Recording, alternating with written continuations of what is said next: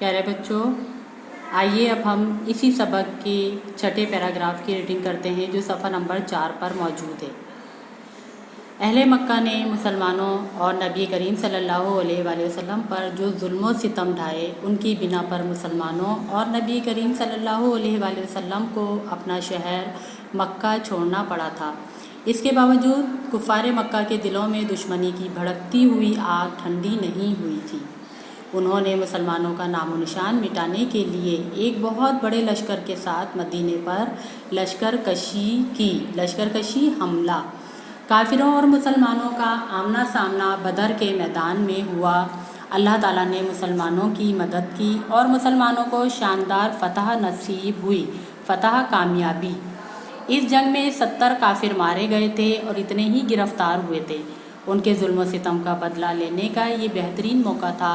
हुज़ूर अकरम सल्लल्लाहु अलैहि वसल्लम के एक इशारे पर हर मुसलमान उनका सर कलम करने को तैयार था।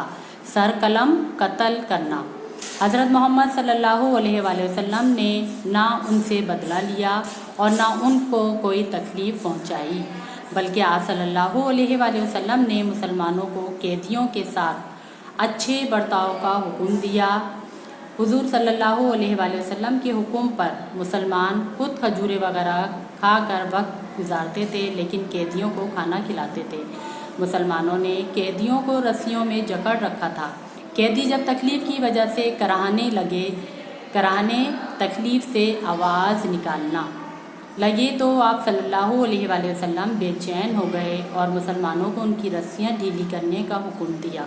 जंग ओहद में कुफ़ार के हमले की वजह से आप सल्लल्लाहु अलैहि वसल्लम को ज़ख़म आए थे और कई दंदाने मुबारक भी शहीद हो गए थे।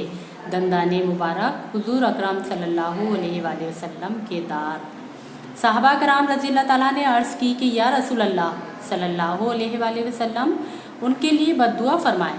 हुज़ूर सल्लल्लाहु अलैहि वसल्लम ने फरमाया, मैं लानत के लिए नबी नहीं बनाया गया। इसके बाद आप सल्लल्लाहु अलैहि वसल्लम ने ये दुआ फरमाई, ए खुदा मेरी कौम को हिदायत दे, वो मुझे नहीं जानते। अब्दुल्ला बिन अबी सारी उमर मुनाफिक रहा, हमेशा मुसलमानों के ख़िलाफ़ साजिशों में बढ़ चढ़कर हिस्सा लेता रहा। हज़रत आयशा रज़ियल्लाहु ताला अन्हा पर तहमत लगाने वालों का सरगना भी वही था। तहमत इल्ज़ाम, सरगना सरदार। ग़ज़वा ओहद में ऐन जंग के वक्त उसने मुसलमानों के साथ गद्दारी की थी। हुज़ूर नबी करीम सल्लल्लाहु अलैहि वसल्लम को उसकी तमाम हरकत का इल्म था, लेकिन हमेशा दरगुज़र फरमाते, दरगुज़र माफ़ करना। जब वो फौत हुआ तो आप सल्लल्लाहु अलैहि वसल्लम ने उसकी नमाज जनाजा भी पढ़ाई। हुज़ूर सल्लल्लाहु अलैहि वसल्लम तमाम जहानों के लिए रहमत थे। आप सल्लल्लाहु अलैहि वसल्लम औरतों, बच्चों और ग़ुलामों पर भी शफ़क़त फरमाते थे।